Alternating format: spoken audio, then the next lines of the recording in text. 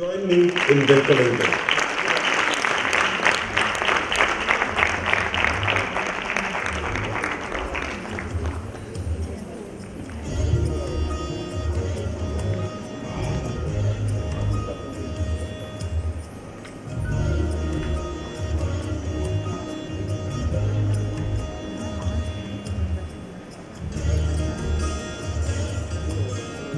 Shri Sai Ram, offering my most humble salutations at the divine lotus feet of Bhagwan Shri Sathya Sai Baba, respected Chakravarti sir, respected dignitaries, and my dear brothers and sisters.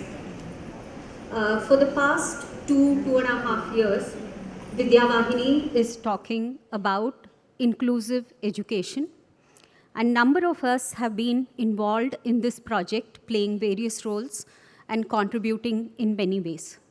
So I am here to speak about what is inclusive education project of Sri Sathya Sai Vidya Vahini all about.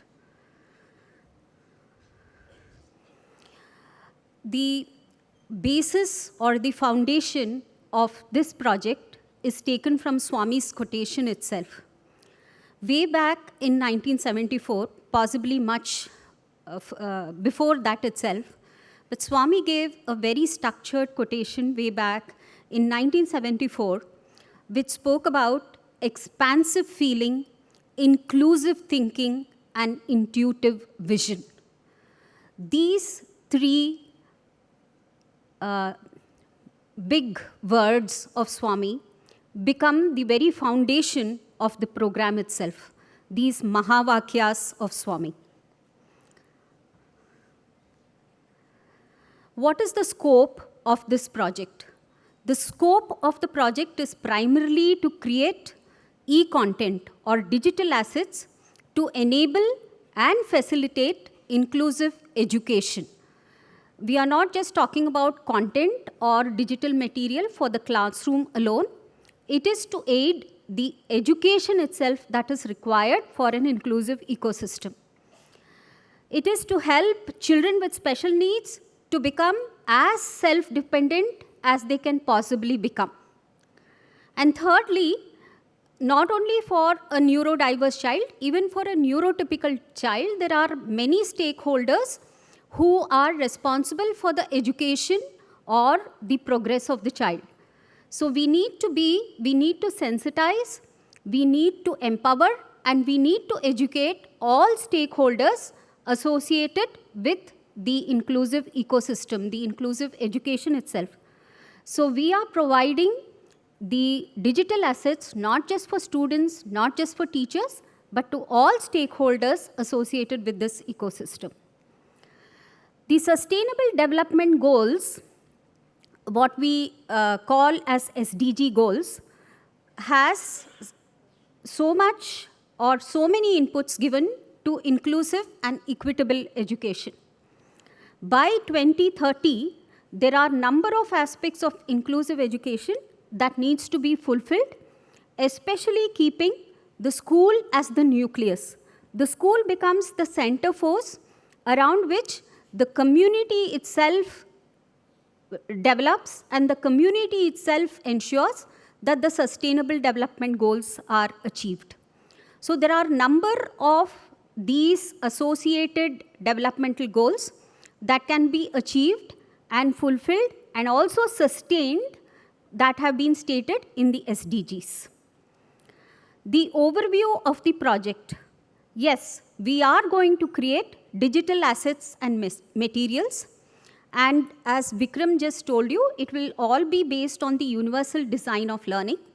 The UDL approach ensures that the neurodiversity, or even if you call it as plain diversity in the classroom, is very well catered to. A single teacher will be able to fulfill the diverse needs of the classroom. So that is the uniqueness and that is the brilliance of this approach called as UDL. So all that we are going to do in the Sathya Sai Vidya Vahini Inclusive Education Project, all our digital assets will follow the UDL approach. It will be application-based learning because applying the concepts is more important rather than just memorizing and being able to repeat a concept or a fact. We all know that the Vidya Vahini program stands for Education for All by All. The Government of India also says no child should be left behind. Every child has the right to education. It's not the ability and the capability of the child. The moment there is a child that reaches the age, educationable age, the child has to be educated. It's important to create an inclusive philosophy and culture in the school ecosystem. We have to make children with special needs employment ready. Whatever they are going through as education should make them employment ready. Sensitize, empower, and educate every person associated with this ecosystem. And then we are also looking at how we can sensitize and empower beyond the campus and beyond the boundaries of the school itself. Because an inclusive society is very important. The child has to anyway go into the society, so we have to look at how we can enable an inclusive society also. Most schools which are inclusive today or are talking about inclusion look at only physical inclusion. We are looking at cognitive inclusion, social inclusion, emotional inclusion, and physical inclusion also. If you look at the various verticals that we are going to provide content, aids, and capacity building material on, you will be able to see that all the domains are looked into, and we are providing the material that is required for learning across all domains. So these are the 28 teams that are working, or these are the 28 verticals for which we will be creating content. Sometime back, the website of the Vidya Vahini Inclusive Education Program was launched by our managing trustee, sir. You would have seen all this available on that website. We will be working with 12 verticals in phase 1, and the other verticals we will be providing the material over phase 2 and phase 3 of the project. Now, if a project of this scale has to function smoothly, there has to be a proper planning, strategy, and we have to operate through a proper standard operating procedure. So we have what we call as horizontals, teams that work across teams that are design, legal, accounting, document control. And as you know, Vidya Vahini is totally a volunteer-driven program. So we have a team that totally looks into volunteer onboarding and engagement. And everything is done using technology, whether it is our content building or our content dissemination. It is all based on the tech platform. We will have a specialized tech platform which we have already launched from Sathya Sai Vidya Vahini. We will also be uploading our material on the Ministry of Education NCERT CIET's Diksha platform. And this whole approach, the horizontals and verticals, are managed by the project management team. As I told you, we will be creating content, aids, and capacity building material for teachers, parents, caregivers, families of children with special needs. The school management plays a very important part in ensuring that inclusive ecosystems are built and inclusive education productively happens in the school. So we'll have a lot of capacity building material for school management. The support staff in the school are very important. It's not just the teachers. And we have a special vertical that is working on early childhood development, because early intervention is very, very important, especially when we are catering to special children. So we will also be looking at how we can enable Anganwadi workers to do their approach correctly. So the Sathya Sai Vidya Vahini Inclusive Education Project is under the auspices of the Sathya Sai Central Trust. We will be uploading our material on the Central Trust platform and also on the Diksha platform. All our digital assets will have an approach where multiple intelligences are looked into. Learning styles, the BAKT learning styles, there will be multisensory learning. We will be following the principles of universal design for learning. We'll be ensuring that it is not just material that is provided for enabling inclusion, it is also for ensuring that an inclusive learning environment is established. And of course, we will have Indian Sign Language supporting every single piece of asset that we deliver. Thank you. This is what we will be doing in the project. I now request Saurabh to explain to you why we are looking at the project from these dimensions and these perspectives, and how all this put together becomes a 360-degree approach for our deliverables. Thank you, Saurabh.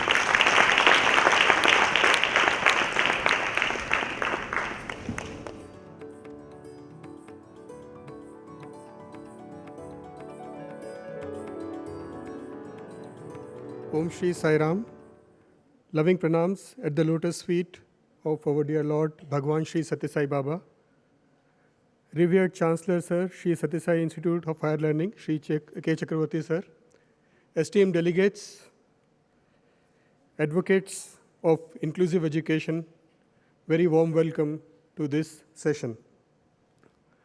Precious Dr. Bharti, I would like to thank you for very lucid and enlightening presentation this morning. Your presentation has actually built a sopan for our presentation. Now, in my presentation, I will discuss about the need for this inclusive education project and the elements included in our project. At IE, we focus not just on academic learning, but it is a whole person approach.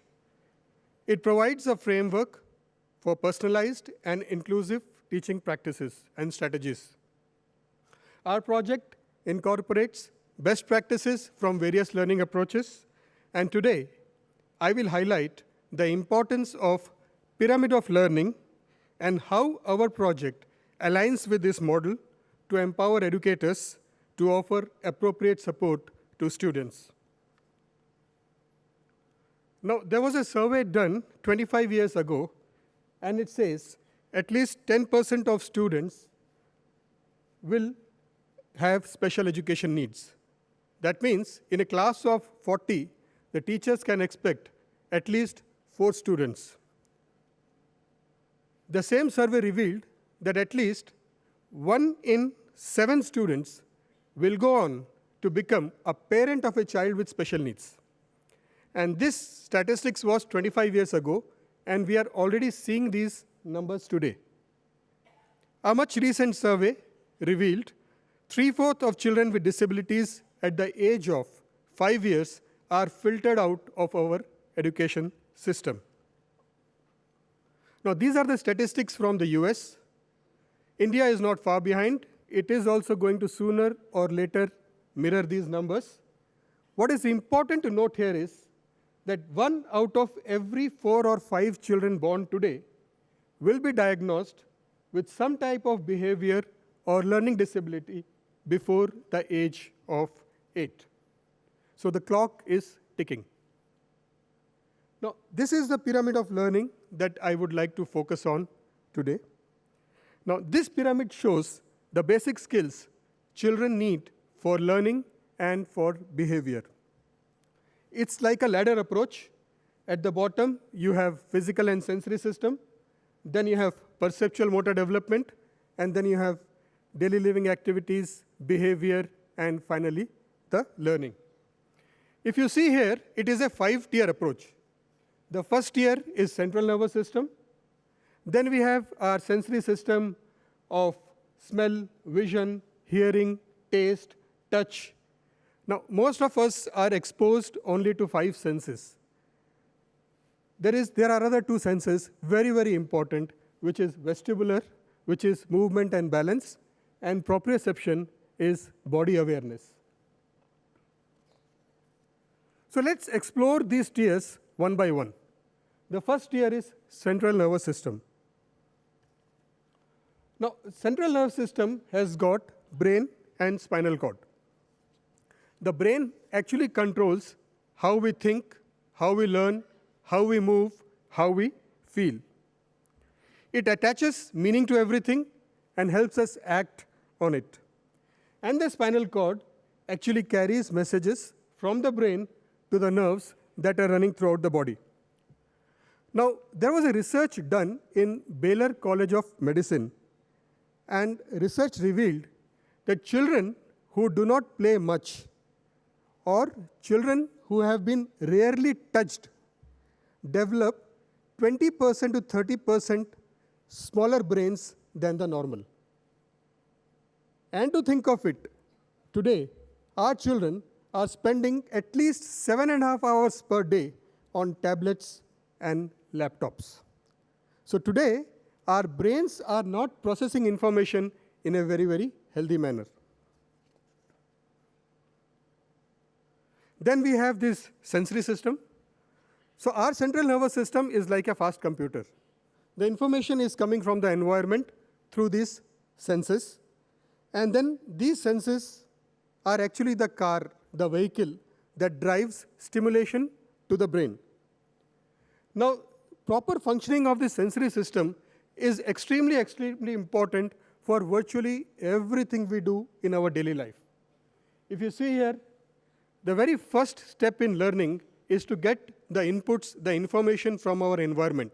So sensory system plays a very, very vital role.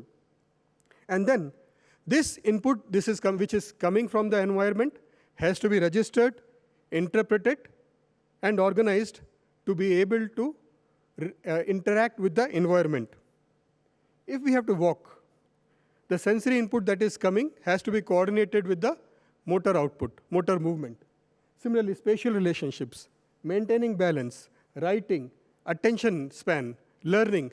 For everything, it is very, very important that our sensory system works properly. Now, what happens if the sensory system is having a challenge?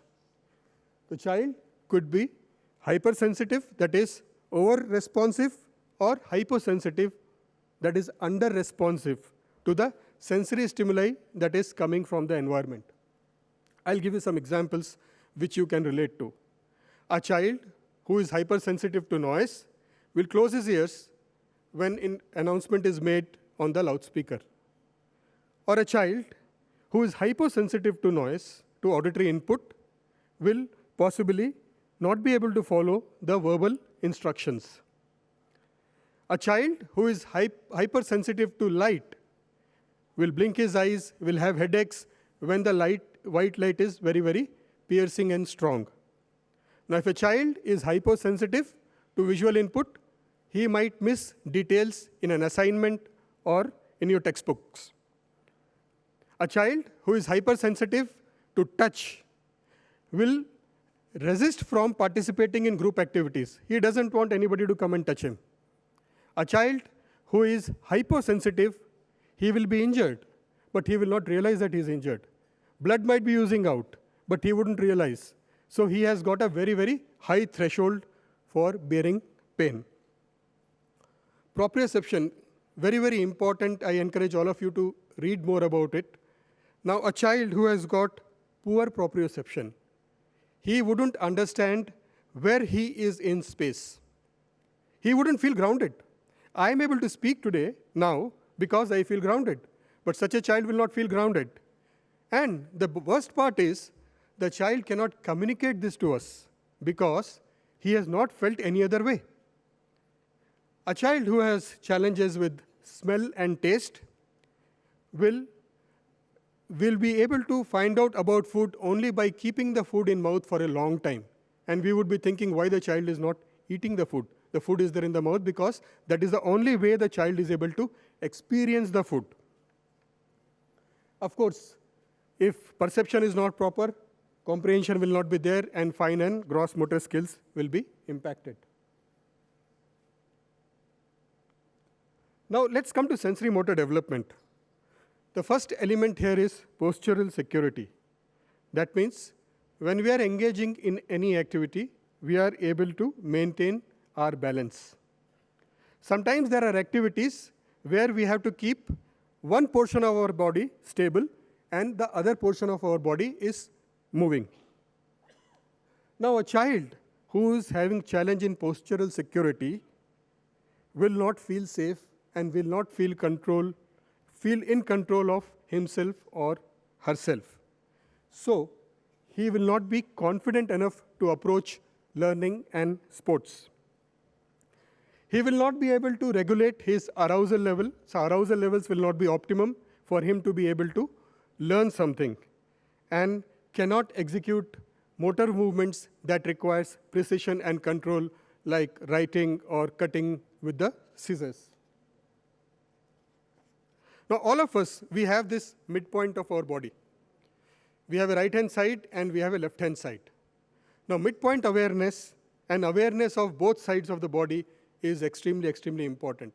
See, as you go further into this presentation, you will realize that most of these things we have taken for granted, God has given us, and we have never bothered to think about it.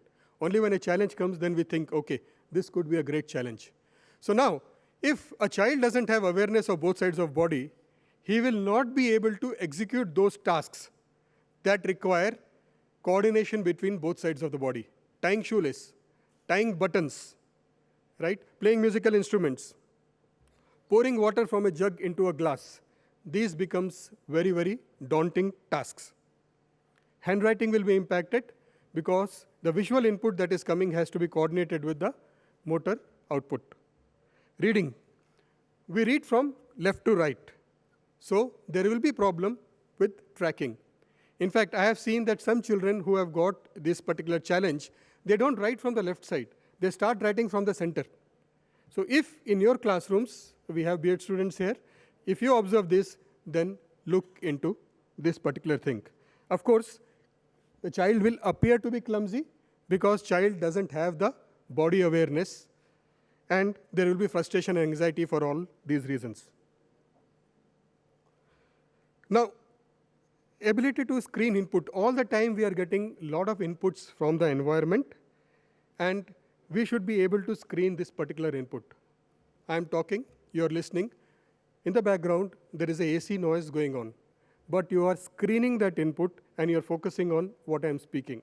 Children who have problems here, they can be very, very dysregulated.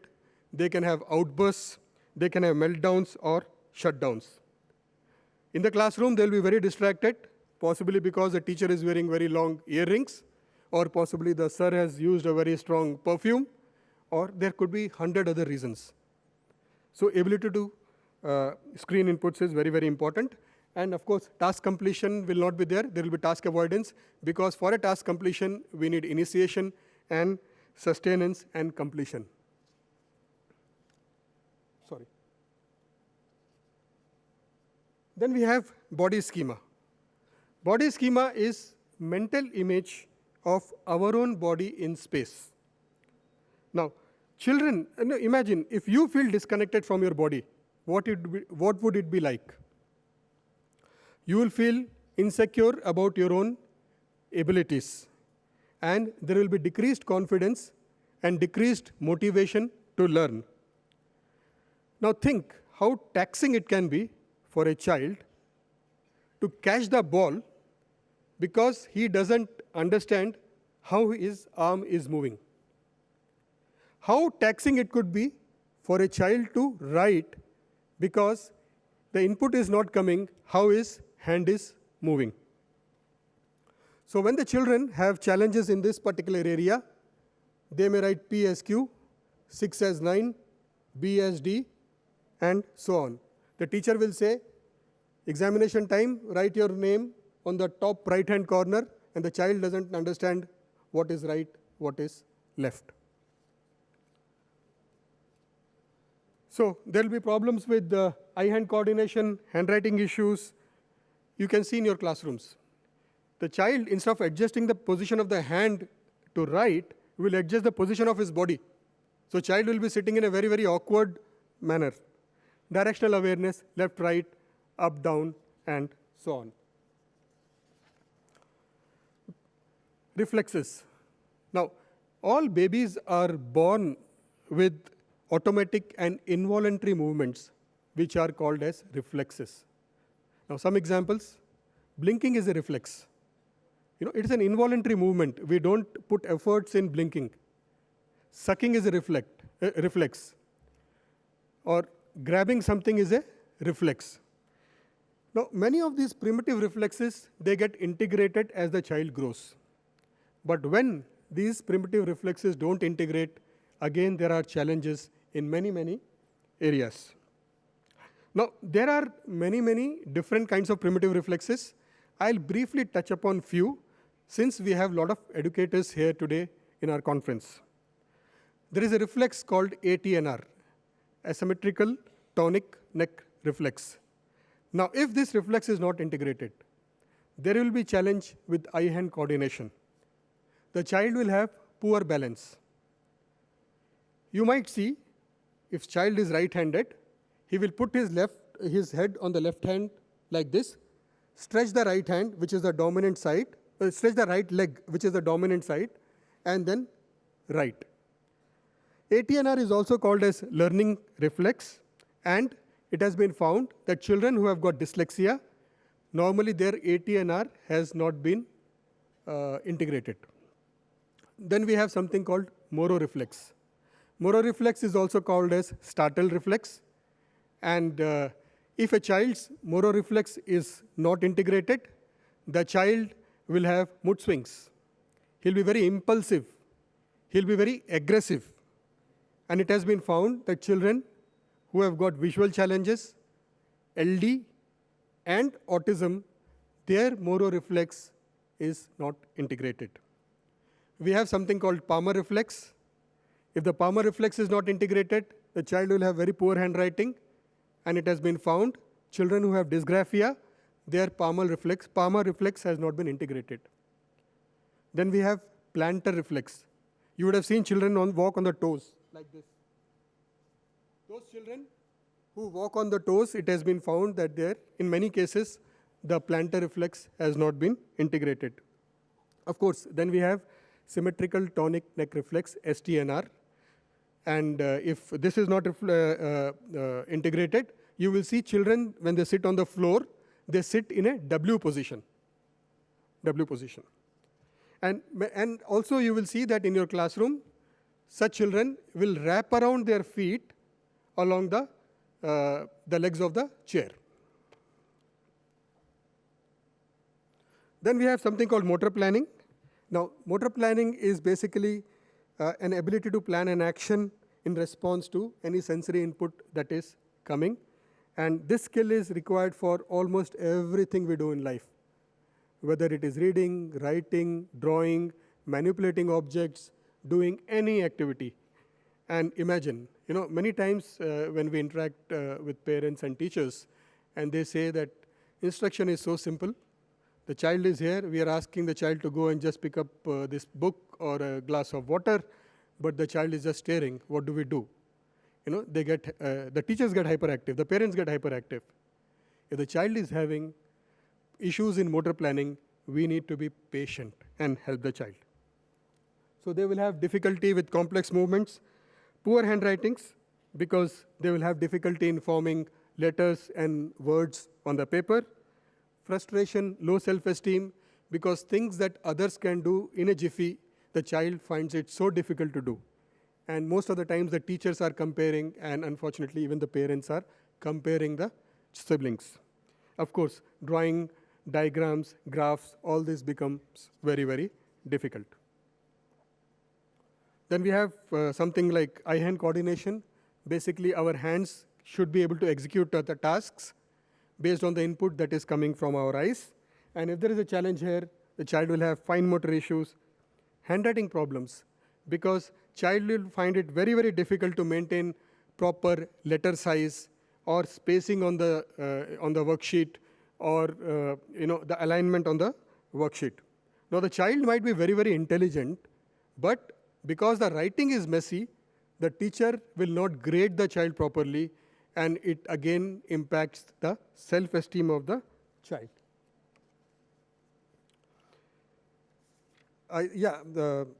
Another one is ocular motor control. again, very, very important thing.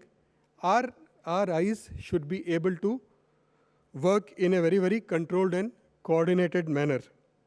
Now, eyes should be able to locate anything in the environment and also track anything in the environment that is moving. How do we read? Now, we read from left to right. Now, imagine a child who has an issue in this particular department, which is ocular motor control. What will happen? When we read, we sometimes scan things. When we read, we have to shift focus from word to word and from sentence to sentence. Now, yesterday and today, a lot was spoken about how we can improve our reading abilities of our children. And this is one aspect that has to be really looked into very, very properly. Now, what is happening here is, when all the focus of the child is getting into reading something without making mistakes, without skipping the words, without skipping the sentences, comprehension takes a backseat.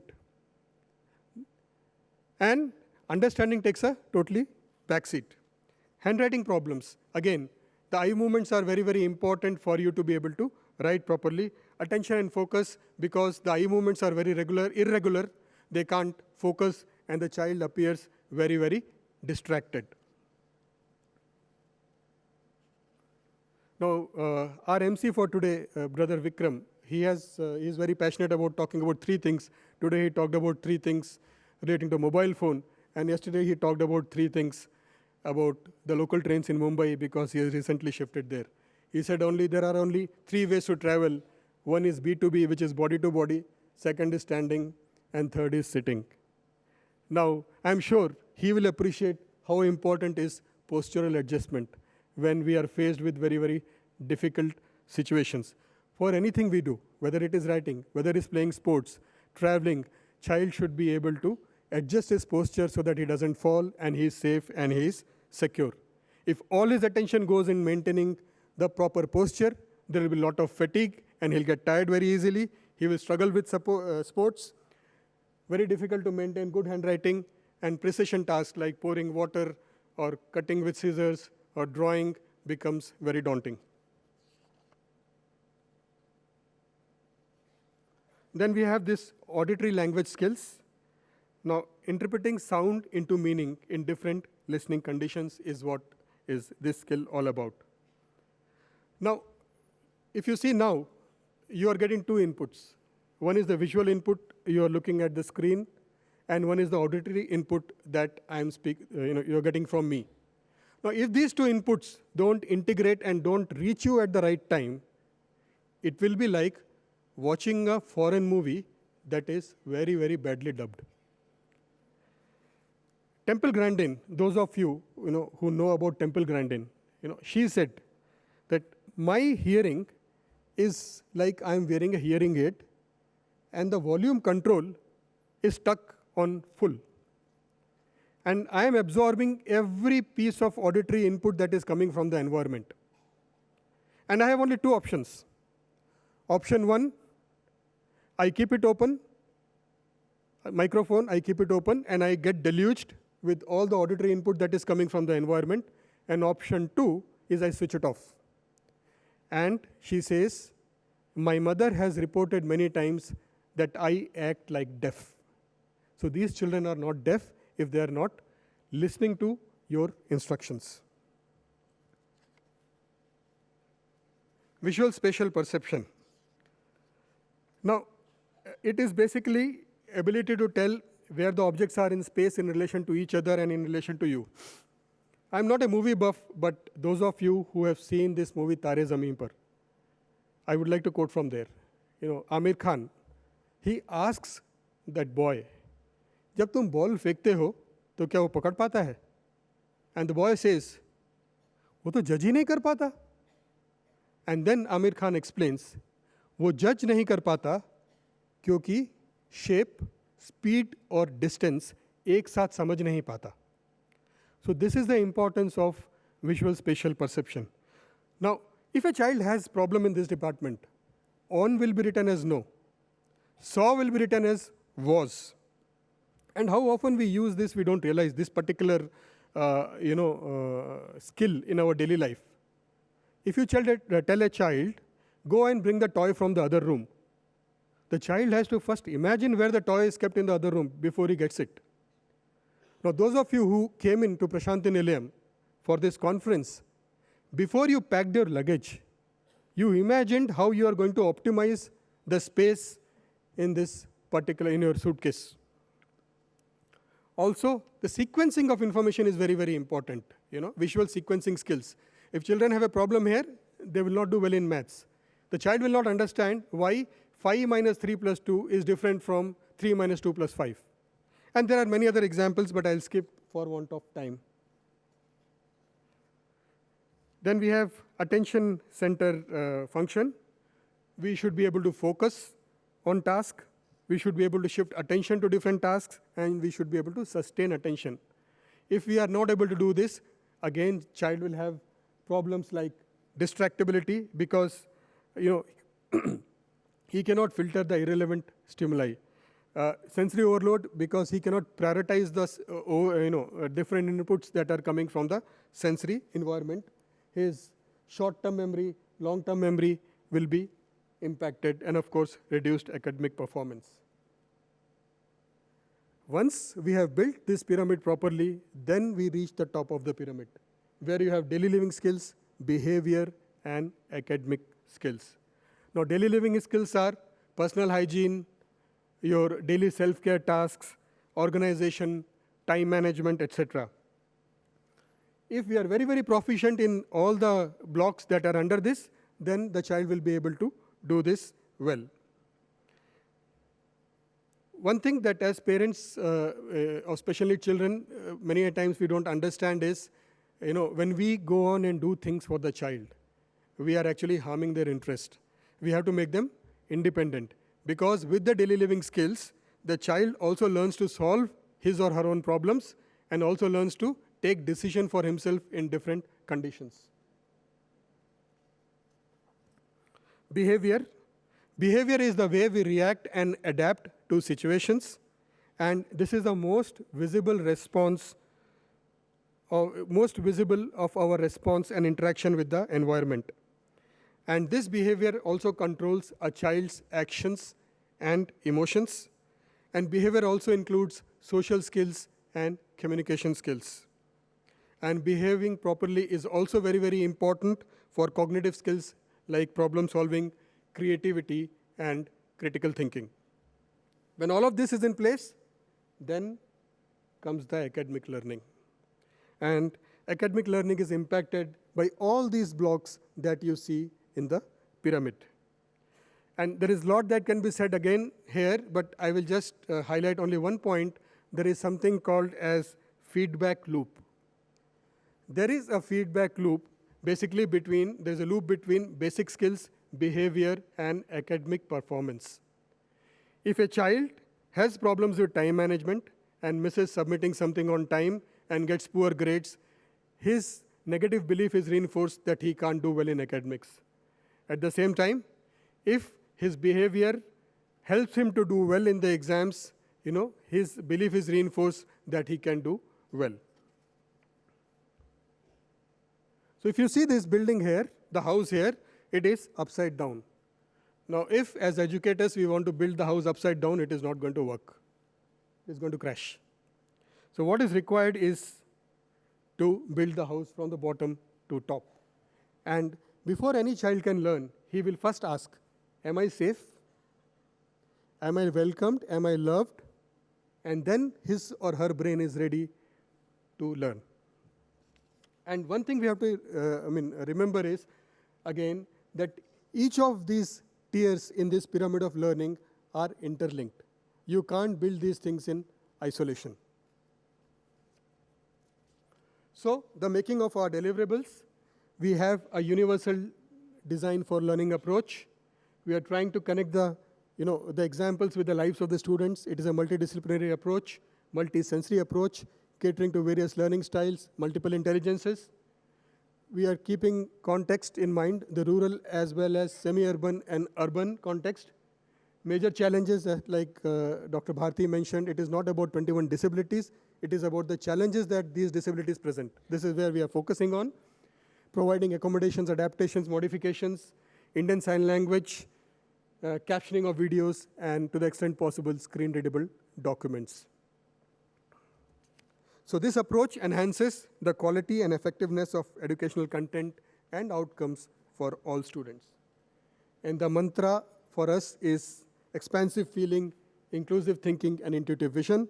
Expansive feeling is to be able to feel everyone's pain and happiness, being aware, being understanding, and being accepting of diversity.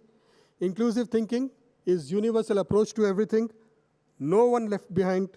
And intuitive thinking is doing the right thing at the right time, in the right way, looking beyond disabilities, focusing on capabilities, and expanding possibilities. ये और बात है कि आंधियां हमारे बस में नहीं हैं, मगर चराग जलाना तो इख्तियार में है. While the path to inclusive education is filled with challenges, it provides immense opportunities for innovation and growth. Thank you, Saurabh.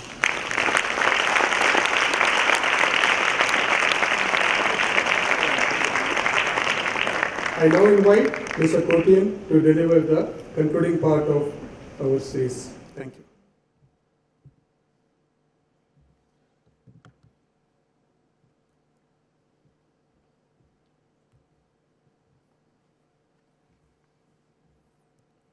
Om Sri Sai Ram. Pranam to Swami. Sai Ram Chakravarti sir.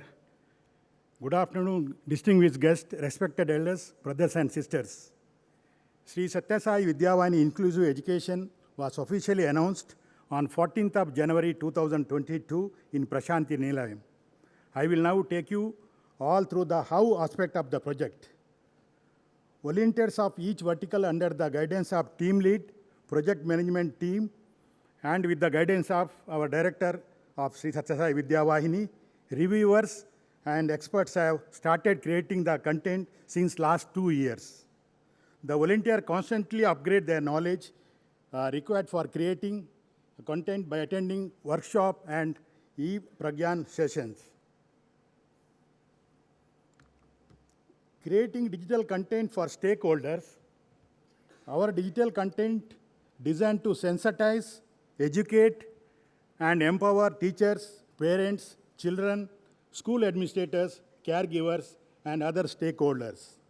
The content not only caters the academic learning, but also pay due attention to imparting life skills to help persons with special needs to become contributing members of society. Content created by us will clear children with the special needs, covering the 21 disabilities as per the Rights of Persons with Disability Bill passed in 2016 along with the neurotypical children.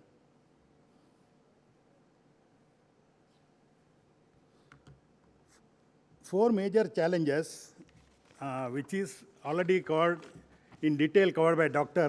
Bharti ji in the morning session, and she very well explained all the in detail for all of us. Physical disability, physical condition affect a person's mobility, physical capacity, and stamina. Adaptation and strategies to accommodate these children are provided. Example, cerebral palsy, epilepsy, hearing and visual impairments. Development delays. It is a group of conditions caused by impairment in physical, learning language, and behavior. Various teaching materials are being provided to make learning easy and effective. Example, learning disability and cerebral palsy. Behavior, Dr. Bharti has mentioned, it is not that importance in the 21 disability, but we put it as he said, fine, it is okay.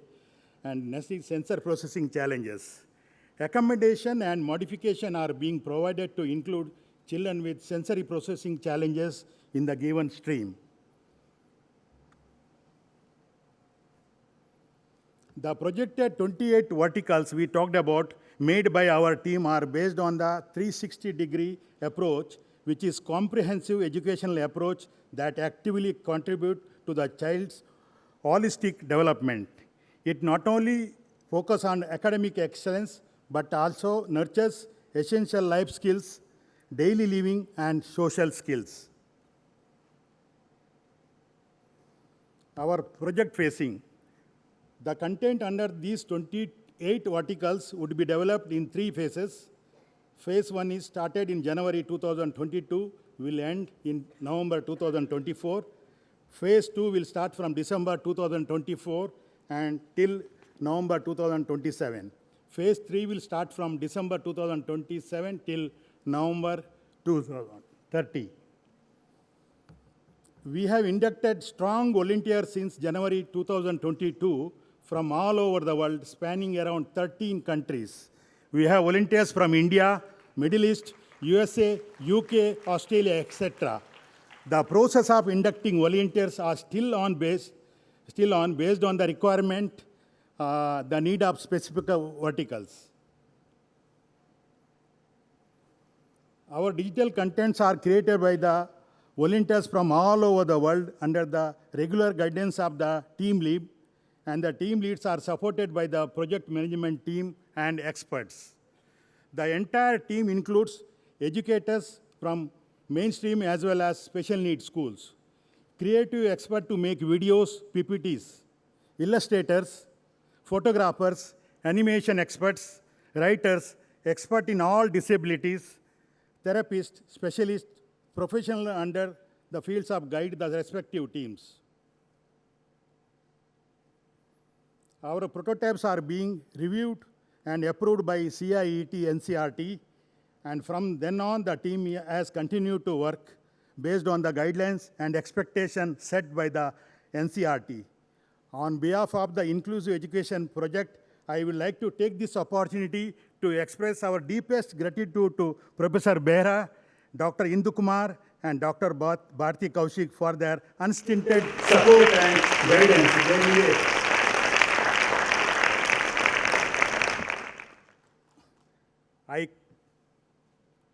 I conclude my presentation with a quote from Calvin Peterson.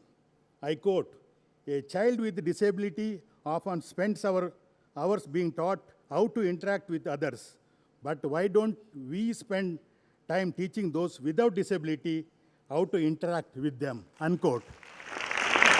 Thank you all for your attention.